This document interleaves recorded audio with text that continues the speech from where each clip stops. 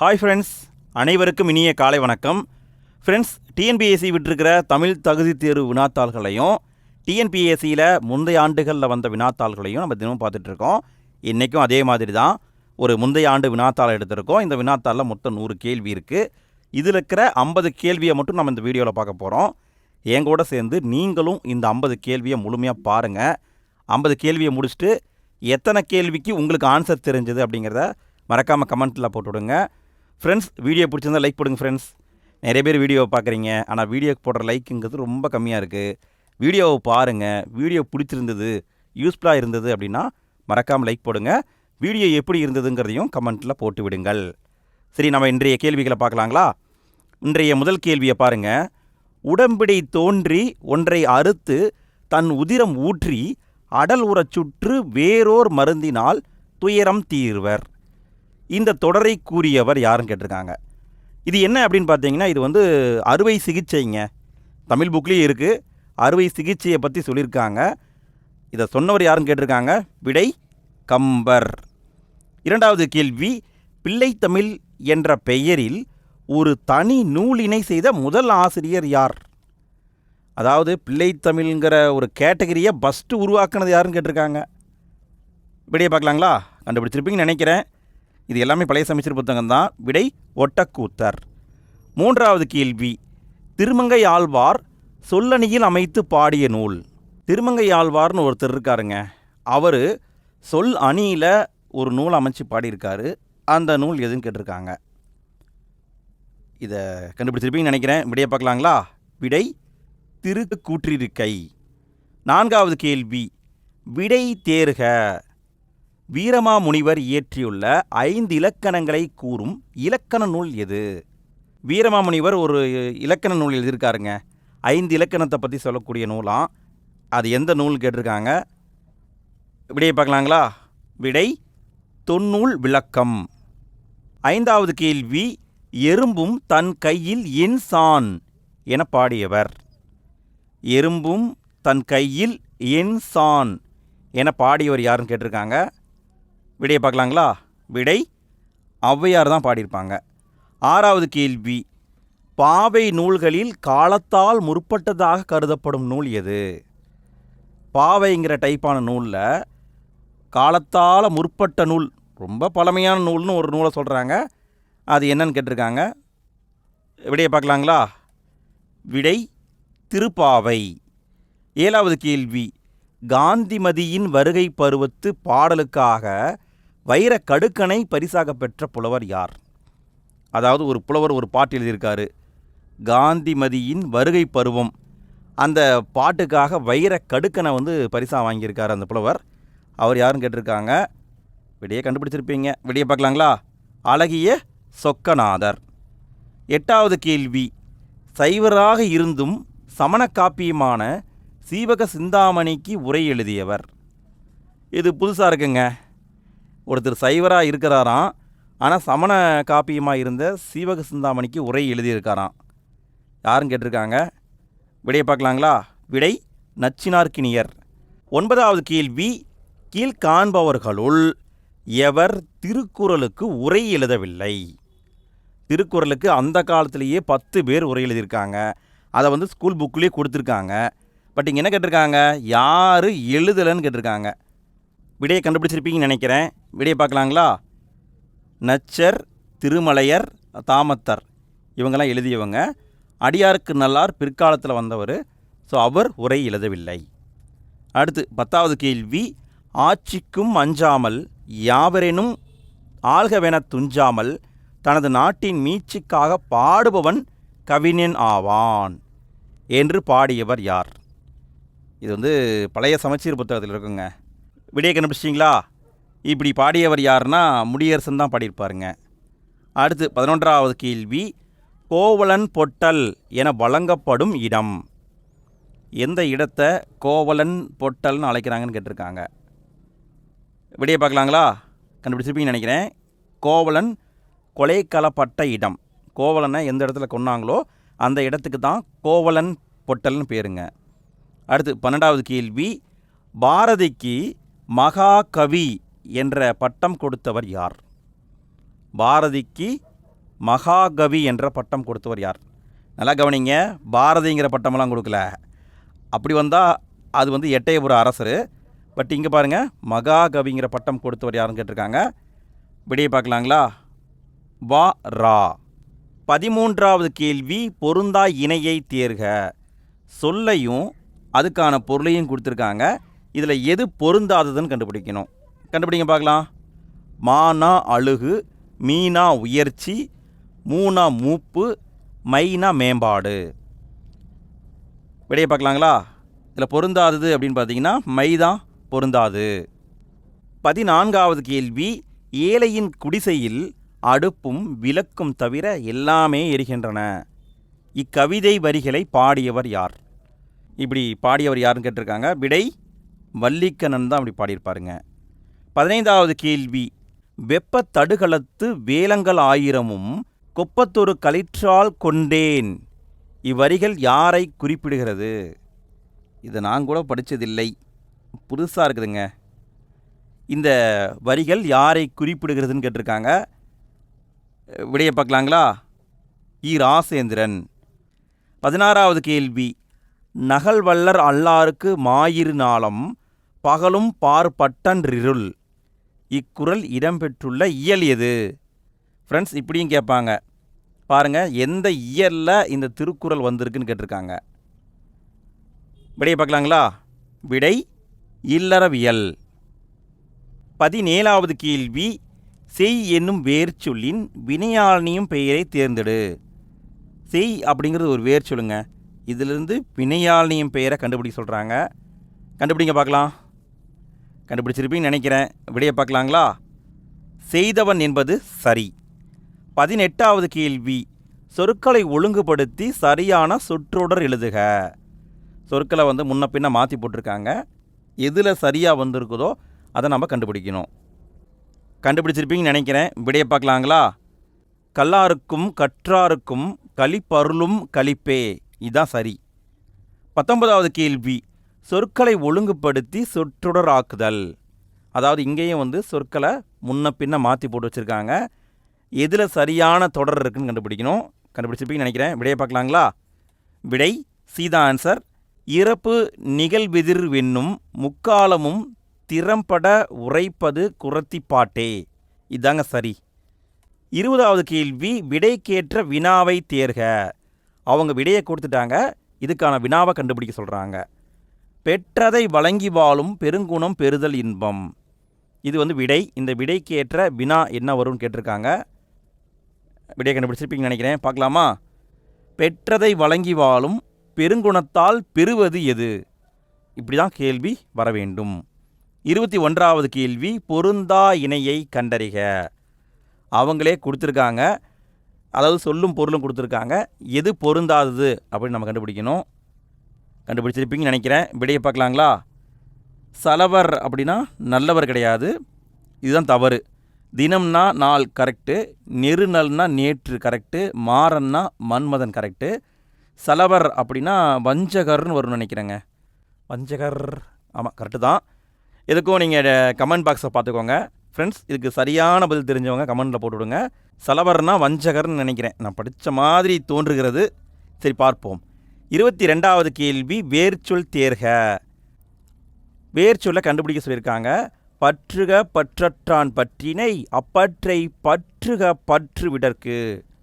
இதில் எது வேர்ச்சொல்? எப்படியெல்லாம் கேட்டு வச்சுருக்காங்க பாருங்கள். பற்றுக வேர்ச்சொல் வருமா, பற்றற்றான் வருமா, பற்றி வருமா, பற்று வருமா? விடையை பார்க்கலாங்களா?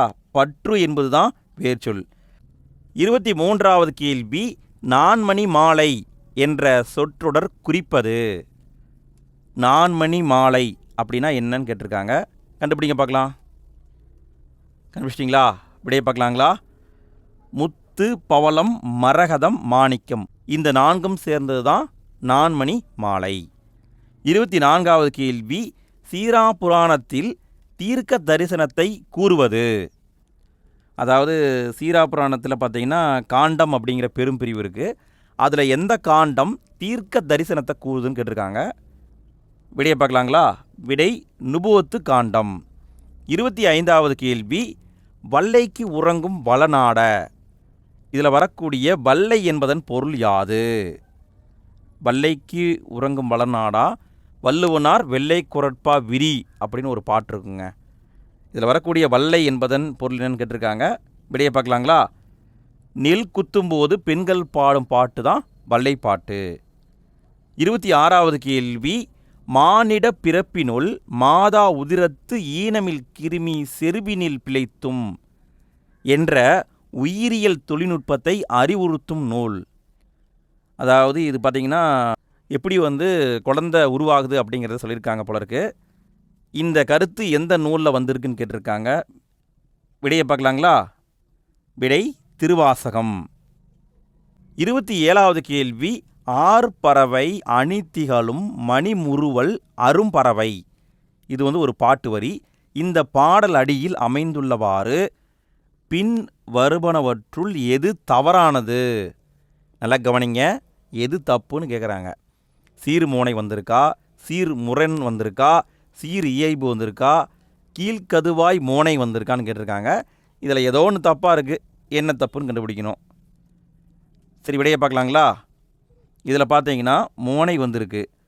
அதாவது முதல் எழுத்து ஒன்றி வந்தால் மோனை. இங்கே பாருங்கள், ஆ வந்திருக்கு, இங்கேயும் ஆ வந்திருக்கு, அப்போ ஓகே தான். அடுத்து சீர் இயைபு வந்திருக்கு. அதாவது இறுதி எழுத்து ஒன்றாக வந்தால் அது இயைபு. இங்கேயும் வந்திருக்கு, இங்கேயும் வந்திருக்கு, ஓகே, அப்படி வச்சுக்கலாம். அடுத்து கீழ்கதுவாய் மோனை வந்துள்ளது.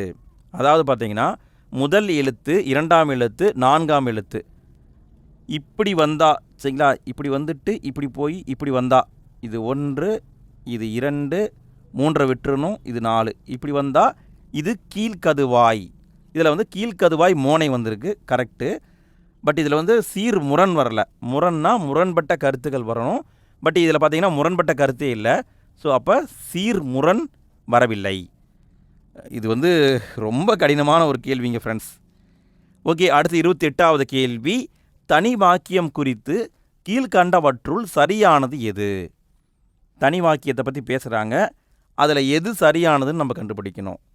என்னென்ன கொடுத்துருக்காங்கன்னு நான் வாசிக்கிறேன் பாருங்கள். இது வினாப்பொருள் தரும் வாக்கியம் சொல்லியிருக்காங்க. ஓர் எழுவாய் அல்லது ஒன்றிற்கு மேற்பட்ட எழுவாய்கள் ஒரு பயனிலையை கொண்டு முடியும். தனி வாக்கியங்கள் பல தொடர்ந்து வரும். ஒரு முதன்மை வாக்கியம் ஒரு துணை வாக்கியத்துடன் சேர்ந்து வரும். இதில் எது சரியானது கேட்டிருக்காங்க. விடையை பார்க்கலாங்களா? விடை பி தான் ஆன்சர். தனி வாக்கியம்னா அது தனி சென்டென்ஸு. ஓர் எழுவாய் அல்லது ஒன்றுக்கு மேற்பட்ட எழுவாய்கள் ஒரு பயனிலை, ஒரே ஒரு பயனிலை மட்டும்தான் வரும். அப்படி வந்தால் அது தனி வாக்கியம். 29வது கேள்வி, திருவள்ளுவர் தோன்றியிராவிட்டால் தமிழன் என்னும் ஓர் இனம் இருப்பதாக உலகத்தாருக்கு தெரிந்திருக்காது. திருக்குறள் என்னும் ஓர் நூல் தோன்றியிராவிட்டால் தமிழ்மொழி என்னும் ஒரு மொழி இருப்பதாக உலகத்தாருக்கு தெரிந்திருக்காது என்று கூறியவர். திருவள்ளுவரை பற்றியும் திருக்குறளை பற்றியும் பெருமையாக பேசியவர் யாருன்னு கேட்டிருக்காங்க. விடையை பார்க்கலாங்களா? கி.ஆ.பெ. விஸ்வநாதம். 30வது கேள்வி, தெண்டன் இட்டது வள்ளுகிர் திண்டிரல் புலியே. இது ஒரு தொடருங்க. இந்த தொடரில் திண்டிரல் என்னும் சொல்லிற்கு பொருள் என்ன? திண்டிரல் புலின்னு கொடுத்துருக்காங்களா? இதில் இருக்கிற திண்டிரல் என்ற சொல்லின் பொருள் என்னன்னு கேட்டிருக்காங்க. விடையை கண்டுபிடிச்சிருப்பீங்கன்னு நினைக்கிறேன். விடையை பார்க்கலாங்களா? விடை உறுதியான என்று அர்த்தம். 31வது கேள்வி, துரைமாணிக்கம் என்ற இயற்பெயரை கொண்டவர். துரைமாணிக்கம் என்ற இயற்பெயரை கொண்டவர் யாருன்னு கேட்டிருக்காங்க. விடையை பார்க்கலாங்களா? பாவலரேறு பெருஞ்சித்திரனார். 32வது கேள்வி, ஏற்பாடு என்பதன் பொருள் என்ன? இங்கே நெடில் ஏ போட்டுட்டாங்க, அப்படி வரக்கூடாது, குறில் ஏ தான் வந்திருக்கணும். ஏற்பாடு என்பதன் பொருள் என்னன்னு கேட்டிருக்காங்க. விடையை பார்க்கலாங்களா? எல் அப்படின்னா சூரியன் அப்படின்னு அர்த்தம். சூரியன் மறையும் நேரம். 33வது கேள்வி, கா என்ற ஓரெழுத்து ஒரு மொழிக்கு தவறான பொருள் எது? கா அப்படிங்கிறது ஓரெழுத்து ஒரு மொழி. இதுக்கு வரக்கூடிய தவறான பொருள் என்னன்னு கேட்டிருக்காங்க. சரிங்களா? விடையை பார்க்கலாங்களா? காத்தல் என்பது தவறு. சரிங்களா? நெடில் கா வந்திருந்தால் கூட காத்தல் சொல்லலாம். பட் குறில் காவுக்கு அந்த அர்த்தம் இல்லை. 34வது கேள்வி, சலவரை சாரா விடுதல் இனிதே. இந்த வரியில் வரக்கூடிய சலவர் என்ற சொல்லின் ஆங்கில சொல் என்ன? ஆங்கில சொல் கேட்டிருக்காங்க. ஆங்கில சொல் என்னன்னு கேட்டிருக்காங்க. விடையை பார்க்கலாங்களா? விடை டி தான் ஆன்சர். 35வது கேள்வி, அகர வரிசைப்படி சொற்களை சீர் செய்க. அகர வரிசைப்படி சொற்களை சீராக அமைக்க வேண்டும். அமைங்க பார்க்கலாம். பார்த்தாவே தெரிகிறது, விடை ஏ தான் ஆன்சர். ஃபஸ்ட்டு சீதா வரணும். பட் இங்கெல்லாம் பார்த்தீங்கன்னா தா, நீ, பா வந்திருக்கு. ஸோ இதெல்லாமே தவறு. ஏ தான் ஆன்சர். 36வது கேள்வி, செய்யப்பாட்டு வினை தொடர்களை கண்டறிக. கீழே இருக்கிற 4 ஆப்ஷனில் எது செய்யப்பாட்டு வினை தொடர் கேட்டிருக்காங்க. ஈஸியாக கண்டுபிடிச்சிருப்பீங்க. விடையை பார்க்கலாங்களா? நாற்காலி தச்சனால் செய்யப்பட்டது. இதுதான் செய்யப்பாட்டு வினை தொடர். 37வது கேள்வி, கனி முன் நேர் வருவதும் கனி முன் நிறை வருவதும் எந்த டைப்பான தலைன்னு கேட்டிருக்காங்க. சரிங்களா? இது இலக்கணங்க, நீங்கள் படிச்சிருப்பீங்கன்னு நினைக்கிறேன். கனி முன்னாடி நேர் வருவதும் கனி முன்னாடி நிறை வருவதும் என்னன்னு கேட்டிருக்காங்க. விடையை பார்க்கலாங்களா? விடை வஞ்சி தலை. 38வது கேள்வி, பரிந்தோம்பி காக்க ஒழுக்கம் தெரிந்தோம்பி தேரினும் அஃதே துணை. இது பார்த்தீங்கன்னா திருக்குறள். கீழ்காணும் சொற்களுள் எதிர்ச்சொற்களை கண்டறிக அப்படின்னு கொடுத்துருக்காங்க. அதாவது எதிர்ச்சொல் எதுன்னு கண்டுபிடிக்கணும், வேற ஒன்றும் கிடையாதுங்க. கண்டுபிடிச்சிருப்பீன்னு நினைக்கிறேன். விடையை பார்க்கலாங்களா? பரிந்து, இதுக்கு எதிர்ச்சொல் வெறித்து, இதுதான் கரெக்டு. பரிந்துனா விரும்பி, இதுக்கு பொருளே வந்திருக்கு தப்பு. தெரிந்துனா உணர்ந்து தப்பு. தெரிந்துனா ஆராய்ந்து தப்பு. சரிங்களா? அப்போ பரிந்துனா அதுக்கு எதிர் சொல் வெறுத்து.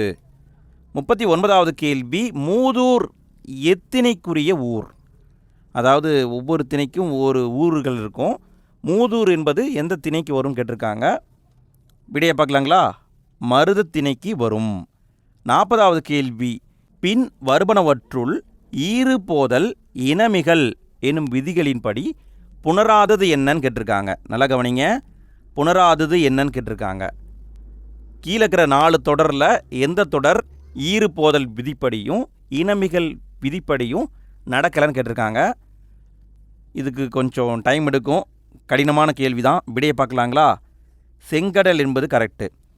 செங்கடல் செம்மை கூட்டல் கடல் வரும். அதாவது செம்மை கூட்டல் கடல் இப்படி பிரிக்கலாம். இந்த மை அப்படிங்கிற ஈரானது போயிடும். கரெக்டுங்களா? செம் கூட்டல் கடல் வரும். அது இம் இங்கா மாறும், செங்கடல் மாறும். சரிங்களா? இங்கே பார்த்தீங்கன்னா இனமிகள், இனம் மிகுந்து வரவில்லை, ஒரு எழுத்து புதுசாக உருவாகலை. ஆனால் மற்ற இடங்களில் பார்த்தீங்கன்னா நெடுங்கடல், இது பிரிச்சிங்கன்னா நெடுமை கூட்டல் கடல் வரும். பட் இங்கே மை போயிருச்சுன்னா இந்த இங்கு அப்படிங்கிறது புதுசாக உருவாகிருக்கும். சரிங்களா? கருங்கடலும் அதே மாதிரி தான். கருமை கூட்டல் கடல், இங்குங்கிறது புதுசாக உருவாகிருக்கும். இங்கேயும் கருங்குயில் என்பது கருமை கூட்டல் குயில்னு வந்திருக்கும். மை போயிடும், இங்குங்கிறது புதுசாக வந்திருக்கும். சரிங்களா? இதில் பார்த்தீங்கன்னா இது எல்லாமே புதுசாக உருவானது. ஆனால் செங்கடலில் பார்த்திங்கன்னா இங்கு இம் இங்கா மாறி இருக்கும். சரிங்களா? அப்போ இனமிகள் என்பது இங்கே நடக்கலை. ஸோ இதுதான் சரியான ஆன்சர். 41வது கேள்வி, பொருந்தாத இணையை கண்டறிக. கீழே இருக்கிற 4 ஆப்ஷனில் எது பொருந்தாததோ அதை கண்டுபிடிக்க சொல்லியிருக்காங்க. விடையை பார்க்கலாங்களா? தமிழ்ச்சோலைங்கிற நூலை பெருஞ்சித்திரனார் எழுதவில்லை. சரிங்களா? வீரமாமுனிவர் பரமார்த்த குரு கதை எழுதினார். கரெக்டு. தேவநேய பாவாணர் தமிழர் திருமணம்ங்கிற நூல் எழுதினார். கரெக்டு. திருவிக்கா சைவ திரவுங்கிற நூல் எழுதினார். கரெக்டு. பெருஞ்சித்திரனார் எழுதவில்லை. 42வது கேள்வி, பின் வருவனவற்றுள் பொருந்தும் இணையை தேர்ந்தெடு. பொருந்தக்கூடிய இணையை கண்டுபிடி சொல்கிறாங்க. செருனா என்ன, இந்த செருனா என்ன? விடையை பார்க்கலாங்களா? விடை ஏதான் ஆன்சர். செருனா சண்டை, அதாவது பகையை குறிக்கும். செரு சண்டை. இந்த செருனா வயலை குறிக்கும். வயல் அப்படிங்கிற ஆப்ஷன் இங்கே மட்டும்தான் இருக்குது. ஸோ அப்போ ஏதான் ஆன்சர். 43வது கேள்வி, அழுது அடி அடைந்த அன்பர் என்னும் தொடர் யாரை குறிக்கிறது? யாரை அழுது அடி அடைந்த அன்பர்னு சொல்கிறாங்கன்னு கேட்டிருக்காங்க. விடையை பார்க்கலாங்களா? மாணிக்க வாசகர். பழைய சமச்சீர் புத்தகம் 10th இருக்குங்க, ஃபஸ்ட்லேயே இருக்கும். 44வது கேள்வி, என்று முல தென்தமிழ் என்னும் தொடரை இயம்பியவர் யார்? சொன்னவர் யாருன்னு கேட்டிருக்காங்க. என்று முல தென்தமிழ். விடையை பார்க்கலாங்களா? விடை கம்பர். 45வது கேள்வி, பதிதொரு புயல் பொலி தருமணி பனை தரு பருமணி பகரா நெல். இந்த தொடரில் வரக்கூடிய புயல் என்னும் சொல்லின் பொருள் என்னன்னு கேட்டிருக்காங்க. இது பாட்டு வரிங்க. இதை கொடுத்துட்டு இதில் புயல் என்ற சொல்லின் பொருள் என்னன்னு கேட்டிருக்காங்க. விடையை பார்க்கலாங்களா? விடை மேகம். 46வது கேள்வி, கீழ்காணும் விடைகளில் எது சரியானது? அதாவது ஓரெழுத்து ஒரு மொழி அடிப்படையில் கேட்டிருக்காங்க. எது சரியானதுன்னு கேட்டிருக்காங்க. விடையை பார்க்கலாங்களா? மா என்றால் விலங்கு, இதுதான் சரியாக வந்துள்ளது. 47வது கேள்வி, செல்லிதாசன் என்று தன்னை கூறிக்கொண்டவர் யார்? செல்லிதாசன் என்று தன்னை கூறிக்கொண்டவர் யாருன்னு கேட்டிருக்காங்க. விடையை பார்க்கலாங்களா? சுப்பிரமணிய பாரதியார். 48வது கேள்வி, குண்டலகேசிக்கு எதிராக எழுந்த வாத நூல். குண்டலகேசின்னு ஒரு நூல் இருக்குதுங்க, அதுக்கு எதிராக இன்னொரு நூல் எழுதியிருக்காங்க. அந்த நூல் எந்த நூல்னு கேட்டிருக்காங்க. விடையை பார்க்கலாங்களா? விடை நீலகேசி. 49வது கேள்வியை பார்க்குறதுக்கு முன்னால் ஃப்ரெண்ட்ஸ், வீடியோக்கு லைக் போடாத நண்பர்கள் வீடியோக்கு லைக் போட்டுருங்க. வீடியோ எப்படி இருந்தது அப்படிங்கிறதையும் மறக்காமல் கமெண்டில் போடுங்க. 50 கேள்வியை பார்த்துட்டோம். எத்தனை கேள்விக்கு உங்களுக்கு ஆன்சர் தெரிஞ்சது அப்படிங்கிறத மறக்காமல் கமெண்ட்டில் போட்டு விடுங்கள். இந்த கொஷின் பேப்பரை பொறுத்த வரைக்கும் நல்லாவே டஃப்பாக தான் இருக்குது. சரி, 49வது கேள்வியை பாருங்கள். விடை தேர்க. இலக்கிய செய்திகளோடு அறிவியல் துறை பொருட்களையும் முதலாக சேர்த்து விளக்கம் தந்த நூல் எது? இலக்கிய செய்திகளையும் ஒரு நூல் சொல்லுது, அறிவியல் துறை பொருள் விளக்கத்தையும் தருது. அப்படி தரக்கூடிய நூல் எதுன்னு கேட்டிருக்காங்க. விடையை பார்க்கலாங்களா? விடை அபிதான சிந்தாமணி. 50வது கேள்வி, கடைசி கேள்விங்க. திலகர் விதைத்த விதை பாரதியாக முளைத்தது என்று கூறியவர் யார்? திலகர் விதைத்த விதை பாரதியாக முளைத்தது என்று சொன்னவர் யாருன்னு கேட்டிருக்காங்க. விடை ராஜாஜி. ஃப்ரெண்ட்ஸ், இந்த வீடியோவில் 50 கேள்வியை பார்த்துட்டோம். மீதம் இருக்கிற 50 கேள்வியை நம்ம அடுத்த வீடியோவில் பார்க்கலாம். அடுத்த வீடியோ ரெடி பண்ண எண்டு ஸ்க்ரீனில் வச்சிட்றேன். ஃப்யூச்சரில் வீடியோவை பார்க்குறவங்க எண்டு ஸ்க்ரீனை டச் பண்ணால் போதும், அடுத்த பாகம் ஆட்டோமேட்டிக்காக உங்களுக்கு கிடச்சிரும். ஓகே ஃப்ரெண்ட்ஸ், அடுத்த வீடியோவில் சந்திப்போம். நன்றி.